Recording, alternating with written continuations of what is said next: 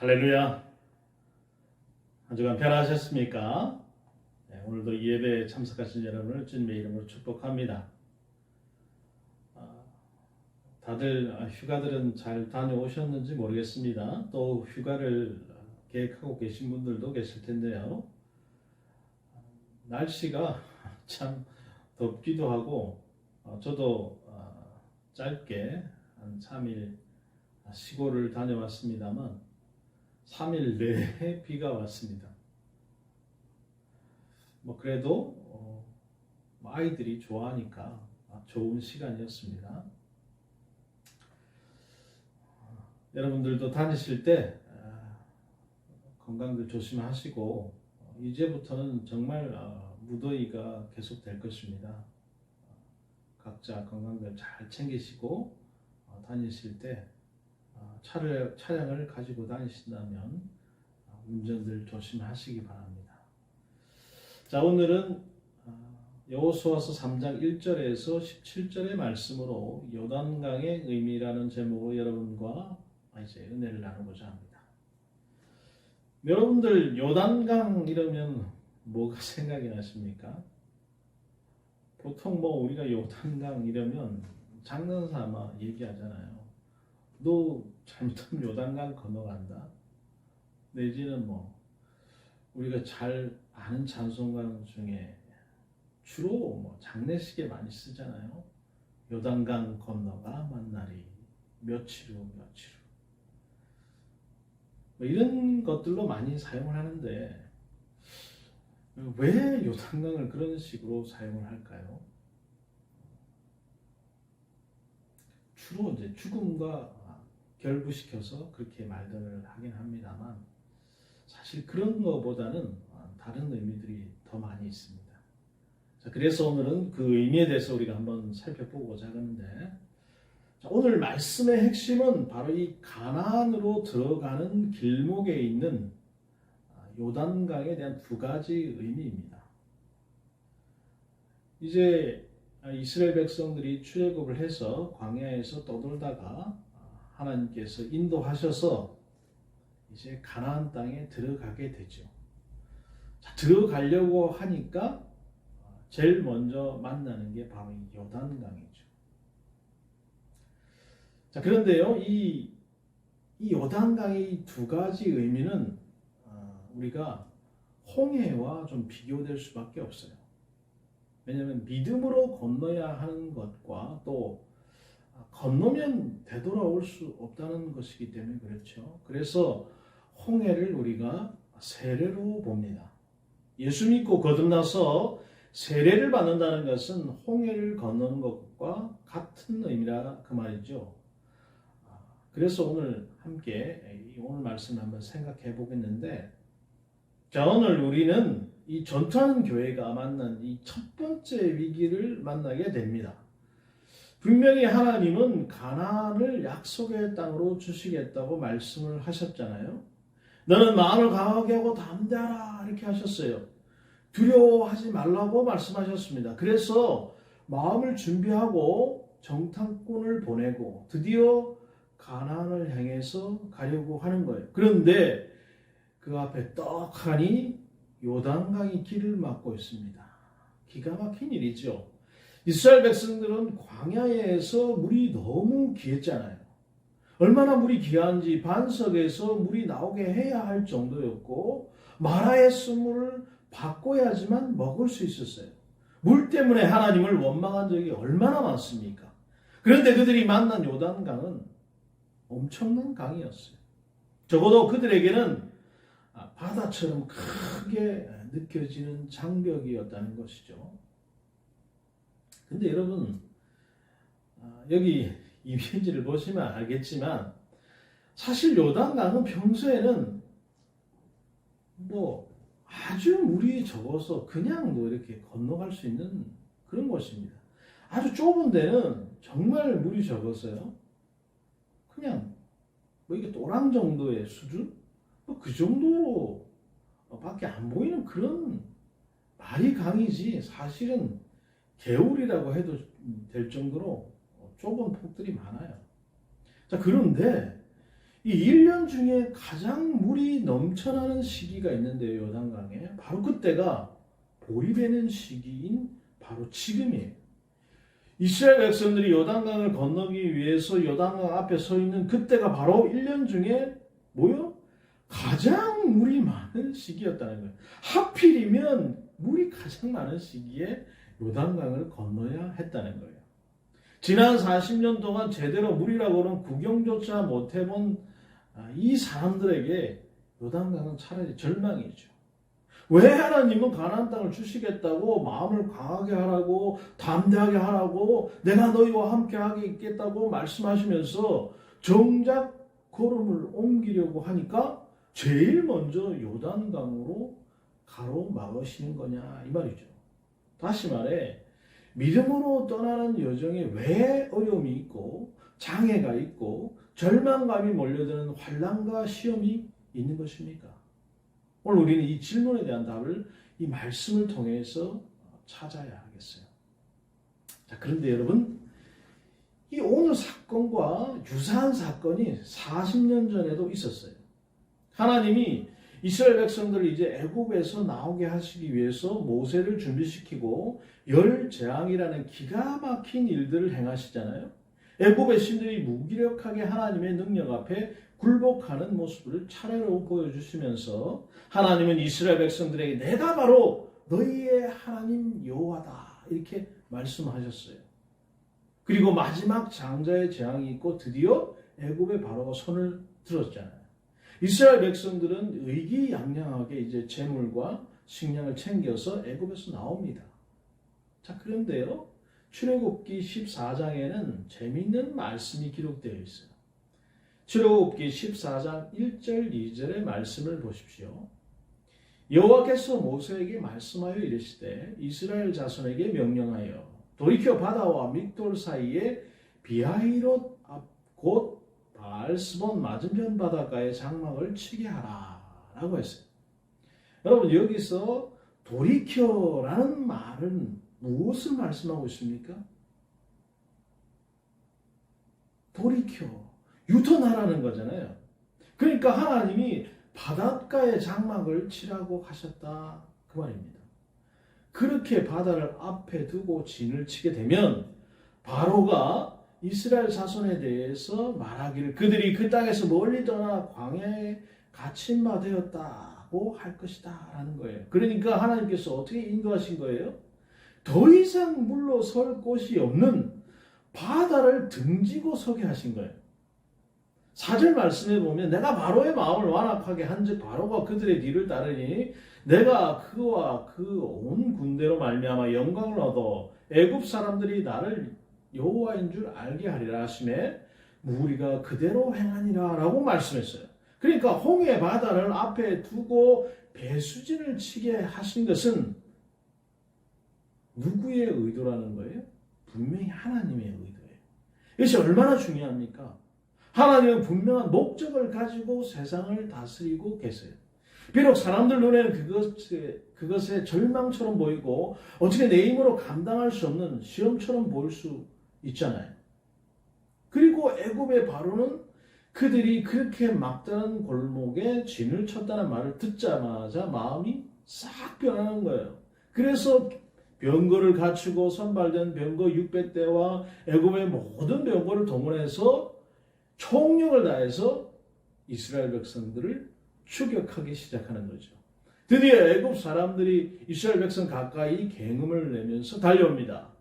병거가 달리는 소리가 얼마나 요란하겠습니까? 그러자 이스라엘 백성들이 진중에서 난리가 나요. 출애굽기 14장 10절부터 13절에는 이런 얘기가 나옵니다. 이스라엘 자손이 심히 두려워하여 여호와께 부르짖고 그들이 모세에게 이르되 애굽에 매장지가 없어서 당신이 우리를 이끌어내어 이 광야에서 죽게 하느냐? 어찌하여 당신이 우리를 애굽에서 이끌어내어 우리를 이같이 하느냐?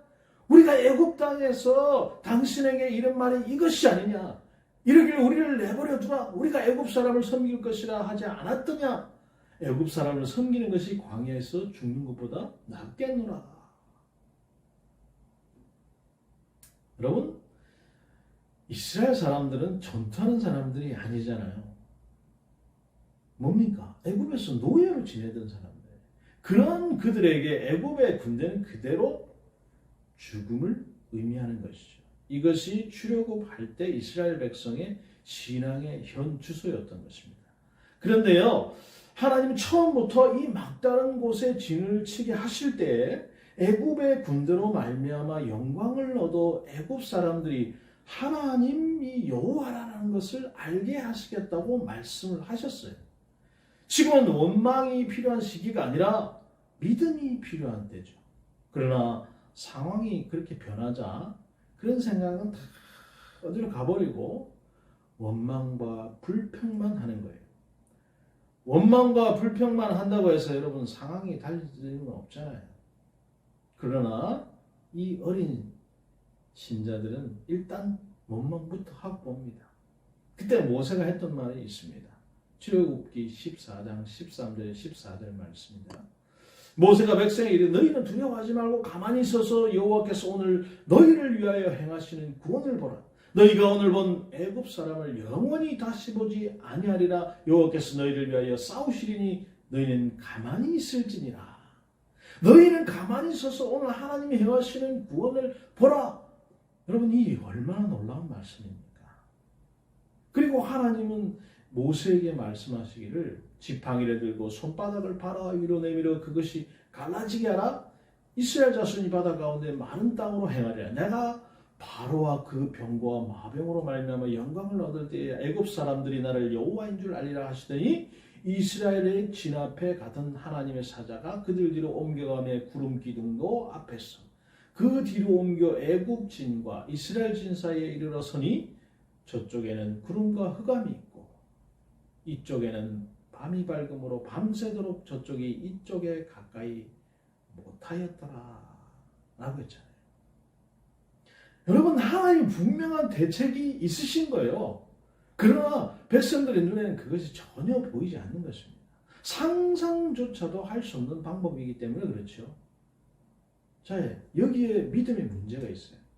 하나님 다시 내가 애굽 사람들의 병거와 마병으로 영광을 얻을 때에야 애굽 사람들이 나를 여호와인 줄 알게 될 것이다. 이렇게 말씀하고 있습니다. 그리고 하나님 모세가 지팡이를 들자 홍해를 갈라지게 해서 이스라엘 백성들은 마치 바다가 육지같이 그렇게 건너게 하시고 추격하는 애굽 군사들은 홍해에 전부 수장되게 돼요. 문제의 핵심이 무엇입니까? 그들을 가로막고 있는 홍해는 백성들의 눈에는 절체절명의 위기였어요. 그러나 하나님은 그 위기를 통해서 하나님이 하나님이시라는 것을 드러내기를 원하셨던 것입니다. 이것은 애굽 사람들에게도 이스라엘 백성들에게도 너무나 중요한 일이에요. 자, 그리고 그로부터 40년이 지났어요. 그런데 거의 똑같은 상황이 오늘 그들 앞에 펼쳐지는 거예요. 물론 홍해처럼 절체절명의 위기상황은 아닙니다. 누가 또 쫓아오지는 않잖아요. 그러나 이 사람들의 가나안 정복이라는 그 역사적인 전쟁을 시작하려는 그 순간에 있어요. 그런데 앞에 요단강 물이 떡 버티고 있는 거예요. 그것도 광야에서 물도 잘 구경하지 못한 사람들에게 요게 물이다 라고 하는 것처럼 말이죠. 왜 물구경 못합니까? 실컷 물구경 했던 사람들은 광야에서 다 죽었어요. 지금 가나안에 들어간 사람들은 전부 광야에서 태어난 사람들이에요. 누구요? 요수아와 빼고요.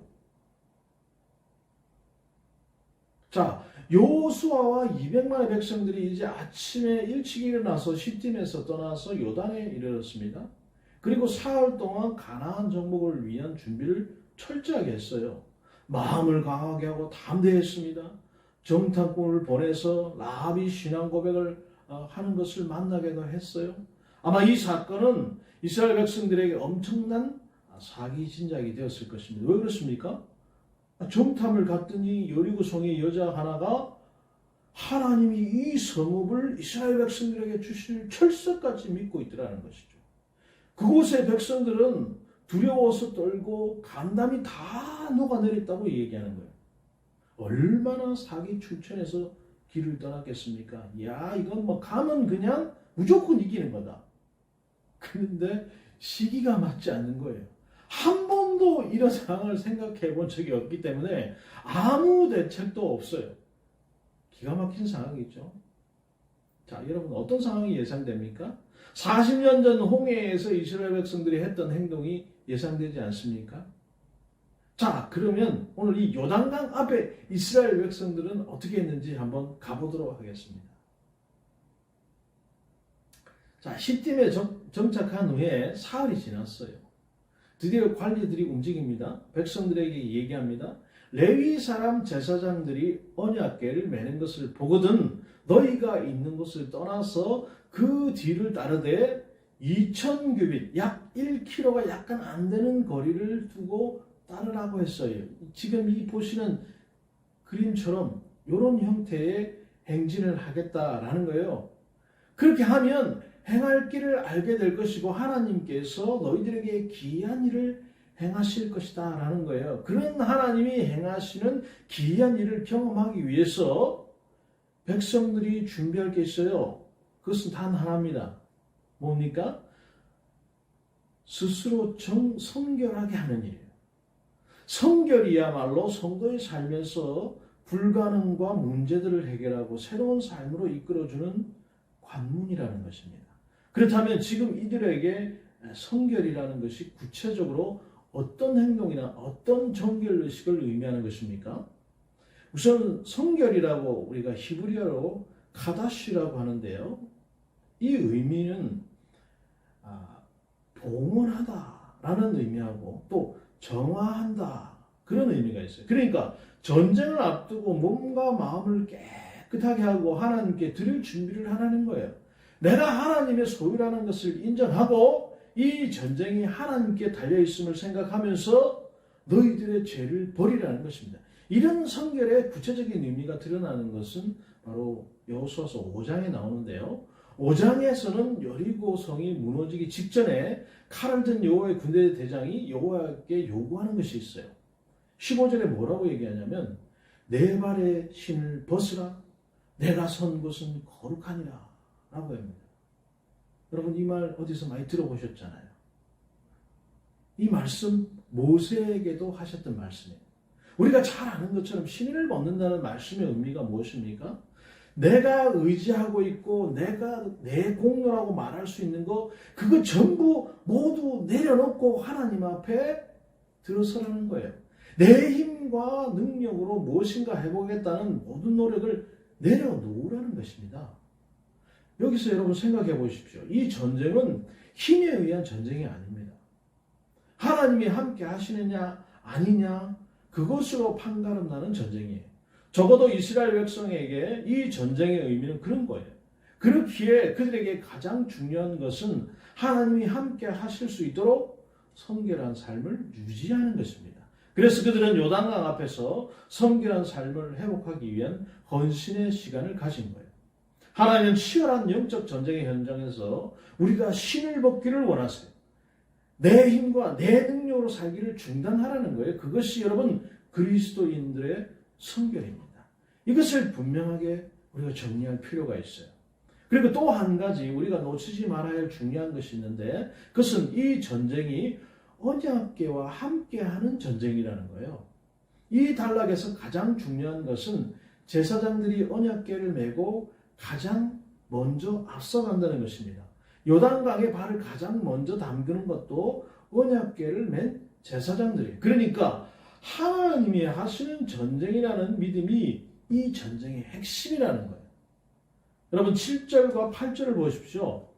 7절에 여호와께서 여호수아에게 이르시되 내가 오늘부터 시작하여 너를 온 이스라엘 목전에서 크게 하여 내가 모세와 함께 있었던 것 같이 너희와 함께 있는 것을 그들이 알게 하리라 라고 했습니다. 하나님이 이스라엘 백성과 함께 있다는 것을 알게 해주시겠다는 거죠.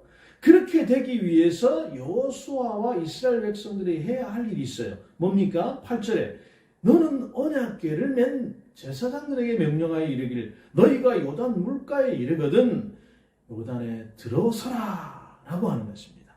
넘실거리는 요단강의 언약궤를 메고 무조건 발을 거기다가 탁 디디라는 거예요.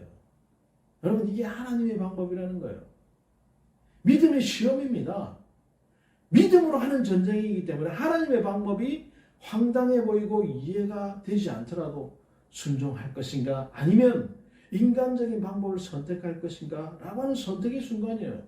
여러분, 쉽습니까?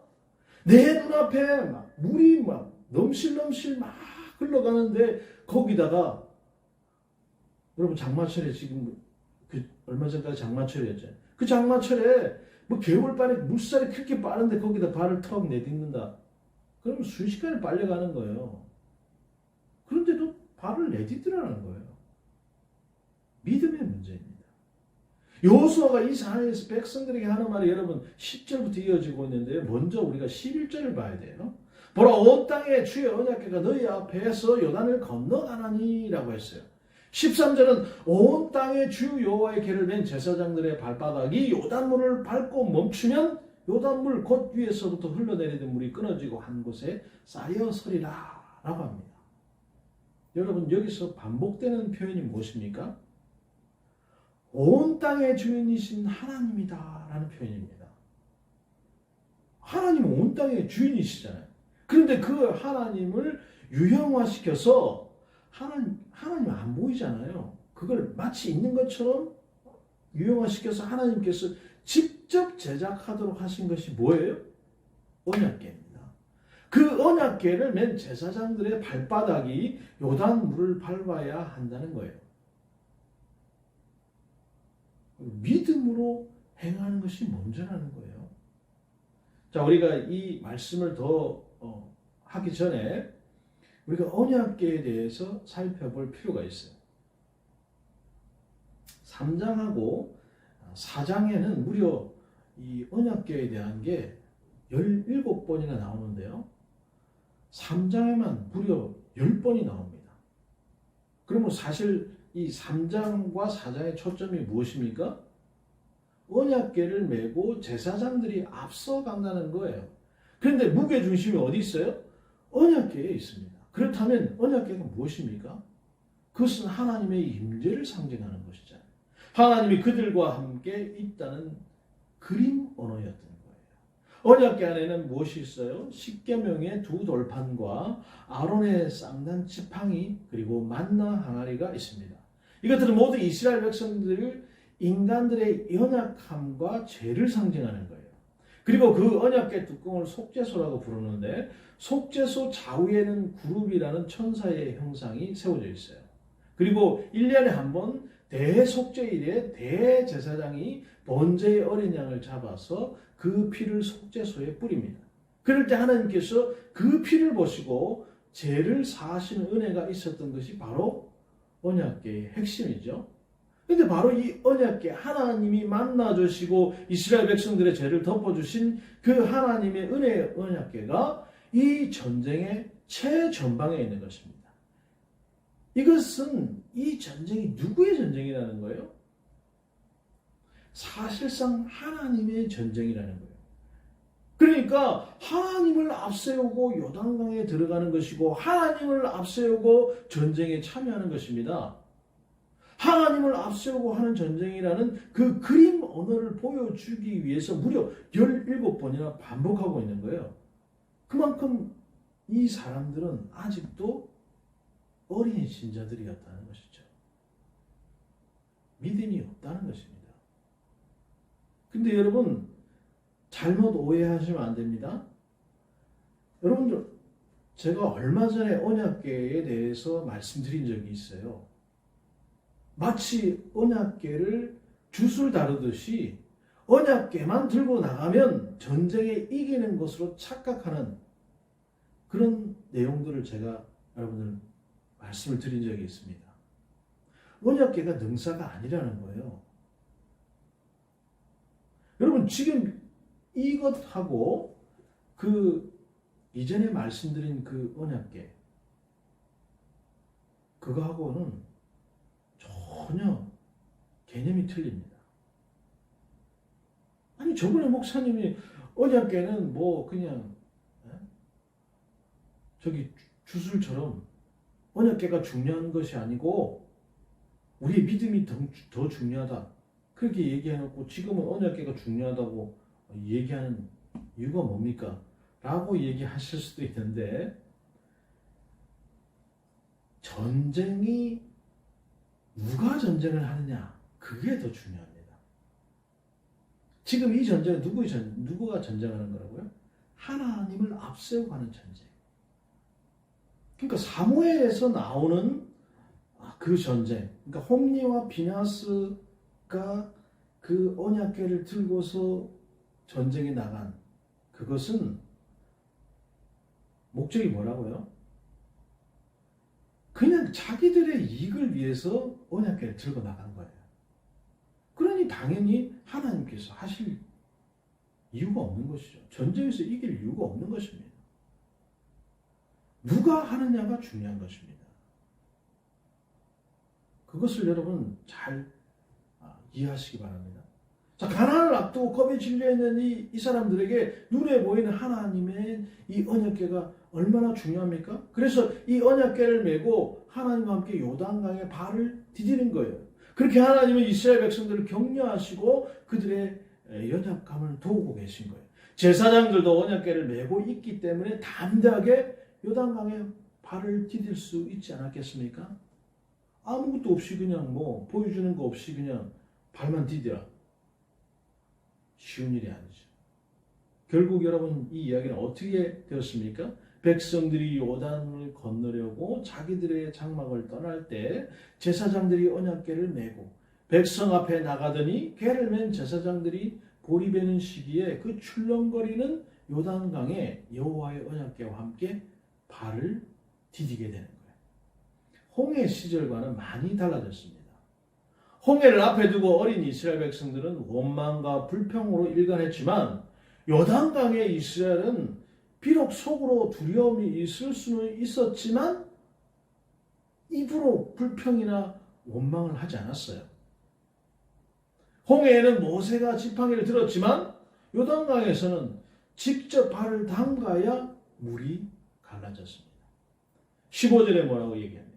제사장들의 발이 요단강을 밟고 서자 16절에 흐르던 물의 양이 줄기 시작하더니 조금 있으니까 완전히 그쳐서 강바닥이 드러나 버렸어요. 멀리 떨어진 아담의 변방에 쌓인 것입니다. 그리고 그 언약궤를 맨 제사장들은 요단 가운데 마른 땅에 굳게 섭니다. 모든 백성이 요단을 건널 때까지 말이죠. 지금 보시는 이 그림처럼 이렇게 쓸 텐데요. 그러니까 백성들이 다 건너갈 때까지 제사장들이 강 중간에 이렇게 딱 버티고 서 있는 거예요. 그 물이 못 넘어오는 것이죠. 여러분 여기서 제사장들이 무슨 능력이 있어가지고 강물을 갈라서 아담의 변방에 그 물이 쌓이게 하겠습니까? 하나님의 언약궤가 그들에게 있었기 때문에 그런 일이 일어난 거죠. 아니 정확하게 하나님이 그들과 함께 하셨기 때문에 그런 일이 일어난 것이죠. 언약궤를 메고 요단물에 발을 디딘 그들의 믿음과 함께 하신 것입니다. 자 그렇다면 오늘 이 요단강의 의미가 무엇이겠습니까? 우리는 여기서 홍해와 요단강이 의미하는 바가 무엇인가를 정확하게 이해할 필요가 있어요. 1차적으로는 홍해와 요단강은 둘 다 성도들 앞에 놓인 절망감, 시험, 어려움을 의미합니다. 먼저 여호수아 4장 23절을 한번 보십시오. 너희 하나님 여호와께서 요단물을 너희 앞에 마르게 하사 너희를 건너게 하신 것이 너희 하나님 여호와께서 우리 앞에 홍해를 말리시고 우리로 건너가게 하신 것 같았나니 라고 했어요. 어떻게 연결을 해도 요단강을 건넌 이 사건은 홍해와 비교될 수밖에 없습니다. 그 가운데 40년 사이에 두고 홍해와 요단강은 이스라엘 백성들에게 중요한 의미를 가르쳐 주는데요. 홍해가 출애굽한 뒤에 가나안을 향한 그 출발이고 유월절과 함께 시작을 해서 세례라고 하는 의미를 갖고 있다면 이 요단강 40년 전 12정탐꾼들의 불신 때문에 이루지 못한 홍해 구원의 그 완성을 이루기 위해서 다시 한번 강을 건너는 것입니다. 그런데요, 하나님은 홍해에 진을 치게 하실 때 홍해에 진을 쳐서 그들이 겪게 되는 시험과 위기에 대해 분명한 의미를 말씀을 하셨어요. 뭐라고 말씀하셨습니까? 하나님의 영광을 위해서다. 이렇게 얘기했어요. 애굽 사람들에게 하나님이 어떤 분이신지를 분명하게 가르쳐 주기 위해서 그렇게 하신다라고 말씀하셨습니다. 그리고 오늘 요단강의 의미를 또 한 번 가르쳐 주시는데요. 왜 성도들의 가는 길이 여러분 요단강이 존재하는 것입니까? 왜 홍해를 가로막아 좌절과 절망감을 느끼게 하는 것입니까? 오늘 본문 10절에 그 답이 있어요. 왜 요단강 그거보다 보리 베는 시기, 즉 물이 가장 높은 수위를 자랑하는 시기에 하나님은 요단 앞에 그들을 세우셨냐 그 말이죠. 그것은 그들의 힘으로 건널 수 없는 요단강, 도저히 아무런 방법도 떠오르지 않은 절망의 요단강 앞에서 하나님을 향한 신앙 고백을 새롭게 하여라 라고 하는 것입니다. 10절을 보십시오.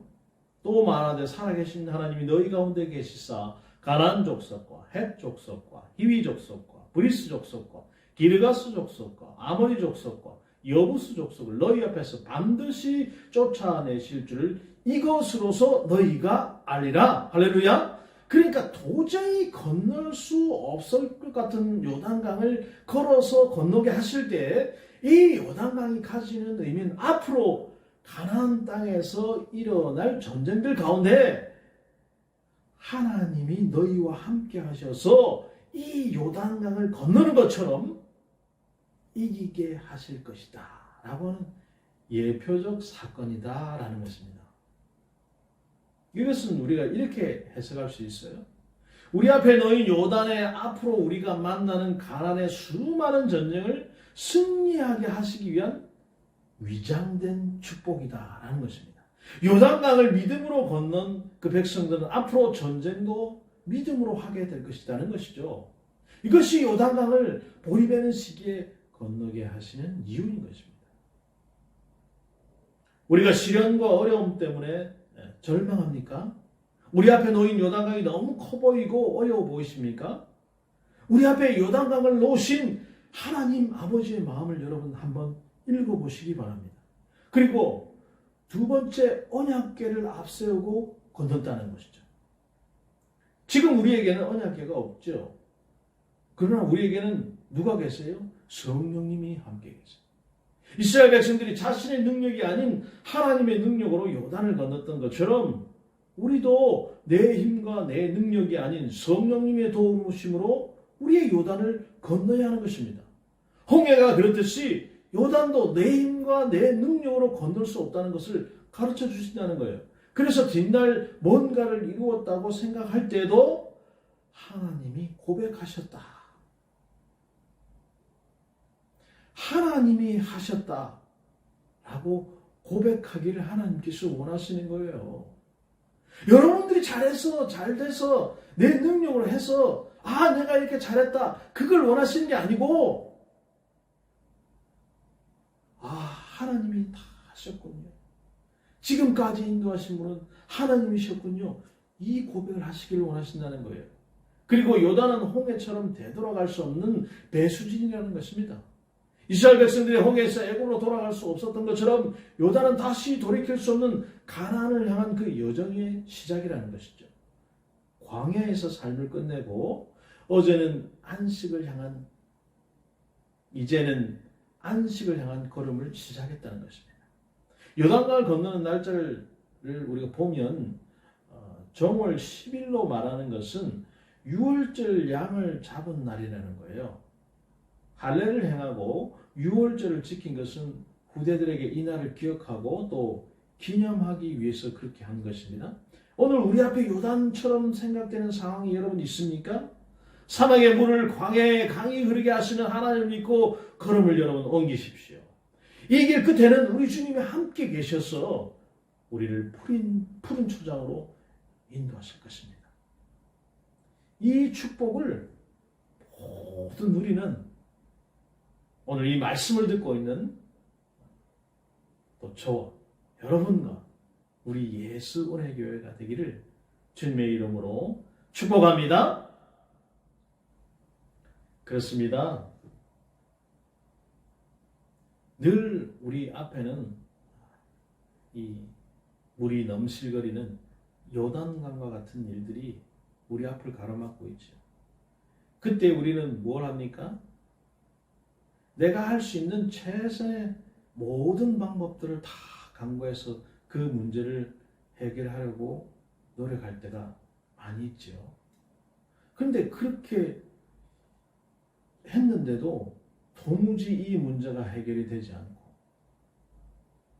불가항력, 사람의 능력으로는 도무지 할 수 없는 일들이 너무나도 많이 있지 않습니까?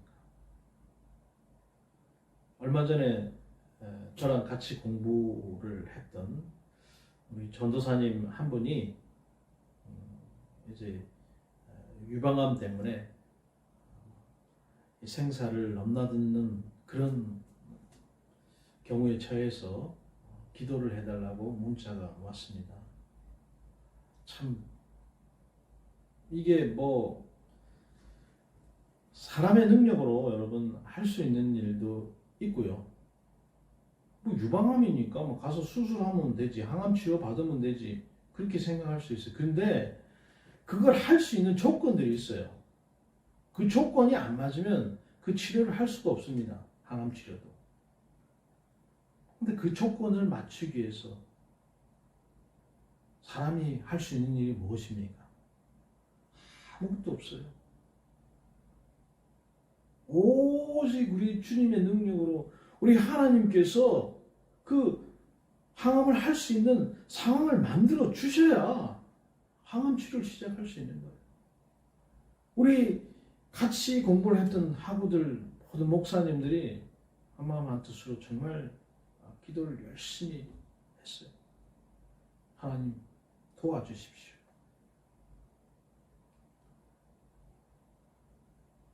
그런데 여러분, 이 간 수치가 정상적으로 내려가서 항암을 할 수 있게 된 거예요.